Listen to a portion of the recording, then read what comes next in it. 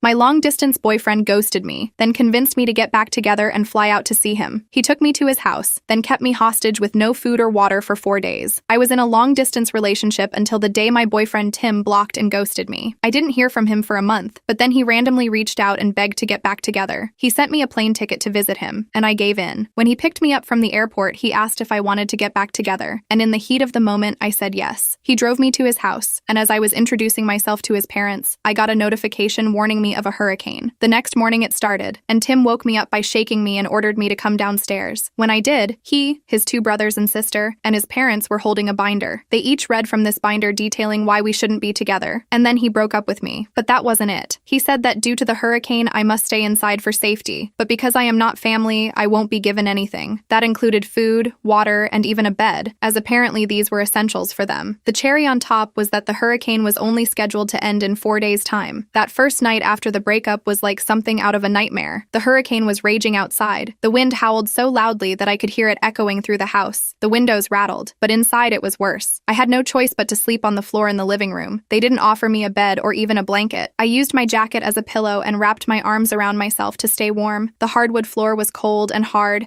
and every time I shifted, I could feel the ache in my bones. My stomach growled. I hadn't eaten since the night before, but I wasn't allowed in the kitchen. Tim had made that very clear. I tried to wrap my mind around how it had come to this. How did the man who had once told me he loved me so much now stand there and break up with me in front of his entire family, then humiliate me, and literally leave me to starve? Despite my mind racing, I tried to sleep. I curled up into a ball, hugging my knees to my chest in a desperate attempt to stay warm, but it did nothing. The worst part was there was no escaping it. I couldn't just get up and leave. I was stuck there, trapped with these people who had made it painfully clear that I didn't belong. Just when I thought I might finally fall asleep, the sound of the hurricane outside tore through the silence. A deafening gust of wind slammed against the house, rattling the windows so hard I thought they might shatter. I jerked awake. My heart raced as the storm roared outside. The wind howled like a wild animal, and for a moment I forgot where I was. The cold bit at my skin, and I could feel the fear creeping in again. I lay there, trembling. I was too cold, too hurt, and too angry to rest. By the second day, the reality of the situation hit me hard. I woke up with a sore back from the floor and an emptiness in my stomach that I couldn't ignore. I could hear them in the kitchen, laughing and chatting like everything was normal while I was in the living room, out of sight, out of mind. It was like I didn't exist to them anymore. Tim didn't even glance my way when he walked past me to go outside to check the storm damage. By afternoon, the hunger had become unbearable. I couldn't remember the last time I'd felt so desperate for food. My stomach ached, twisted, and gnawed in a way that made it hard to even think straight. I felt weak and lightheaded, and every minute that passed only made the pain worse. I had been too afraid to sneak into the kitchen. I stayed out of sight as much as possible, but when Tim stepped away from the others to check something on his phone, I couldn't help myself. I walked to him cautiously. I begged him to give me anything. I told him that I hadn't eaten and how weak I felt. He barely glanced at me. His eyes were still fixed on his phone. "I told you you're not welcome here anymore," he muttered. I told him that I was starving and I just needed enough to get through the day. He finally looked up. For a moment, I thought I saw a look of guilt on his face, but it vanished as quickly as it had appeared. He sighed heavily as if I was nothing more than an inconvenience. Then, he told me that I would have to figure it out on my own and reminded me that they needed the supplies for the storm. I stood there, stunned, feeling the sting of his words like a slap in the face. My mouth was dry and my stomach clenched even harder, but there was nothing left to say. He turned his back on me and walked back to his family without another word. That night, after everyone had gone to bed, I made the decision to sneak into the kitchen. I was terrified of getting caught, but I didn't have a choice. I needed to eat. I crept down the hallway as quietly as I could, my heart pounding in my chest. The house was eerily quiet, except for the sound of the wind and rain outside. When I got to the kitchen, I opened the pantry and grabbed a couple of cans, a can opener, and a bottle of water. My hands were shaking as I did it, and I felt like I was committing a crime. Just as I was about to leave, the floor creaked. I froze, holding my breath, but after a few tense moments, I realized no one was coming. I hurried back to the living room, my heart still racing, and began to eat in silence. I sat in the dark, opening the can as quietly as possible. The metallic pop sound was deafening in the house. I ate quickly, barely tasting it. It was the most miserable meal of my life. Baked beans and a can of cold chicken soup. The water felt like a blessing. Every moment I feared being caught. When I was done, I couldn't keep the evidence with me. I knew that if anyone saw the empty cans or the bottle, it would only make things worse. So I gathered everything up and crept down the hallway, moving as silently as I could. The trash can in the kitchen was too risky. Instead, I carefully pushed the back door open. The wind from from the storm still howling outside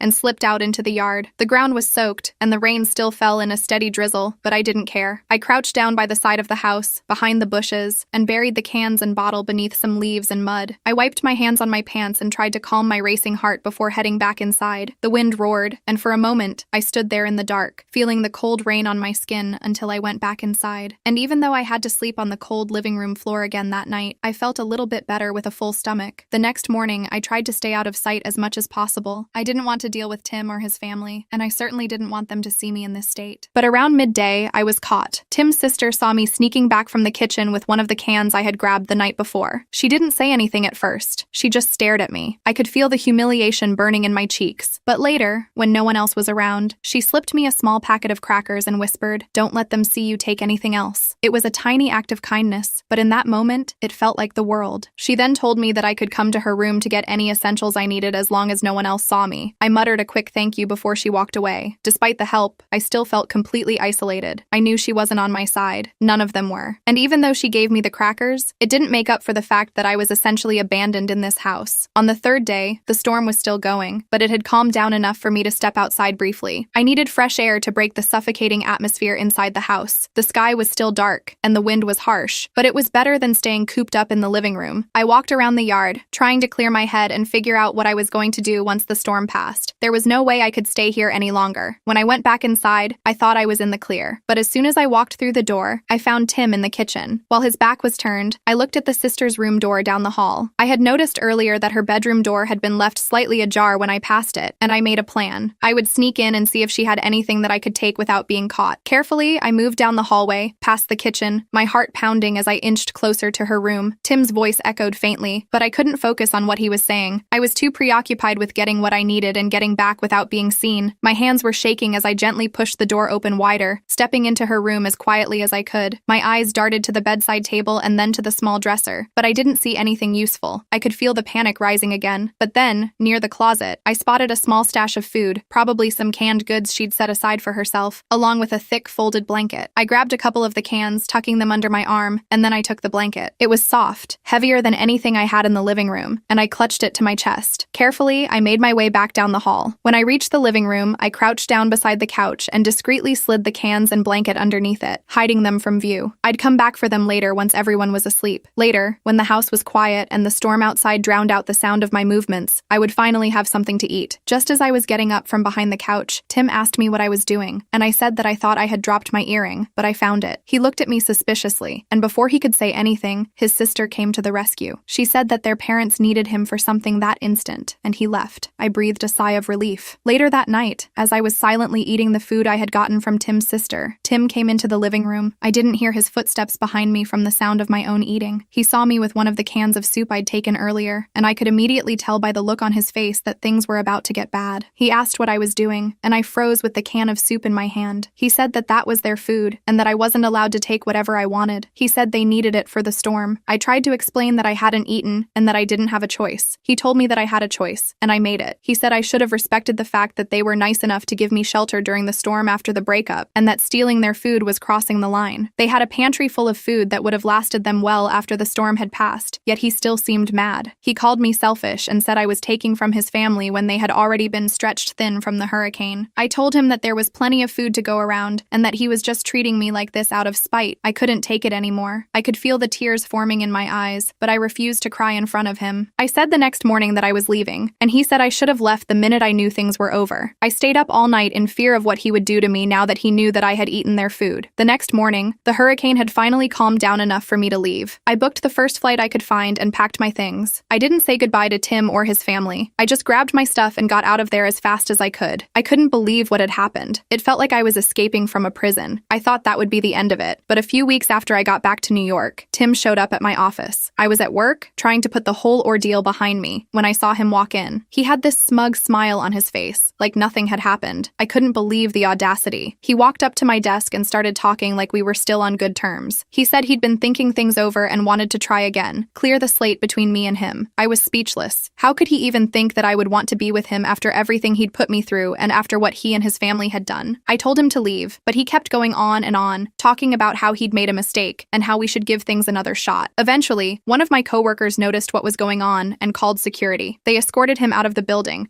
but I was still shaking by the time he was gone. I couldn't believe how delusional he was. That was the last time I ever saw Tim. I blocked his number, deleted him from all my social media, and moved on with my life. Looking back, I can't believe I ever gave him a second chance. But if there's one thing I've learned from all of this, it's that when someone shows you who they really are, believe them the first time.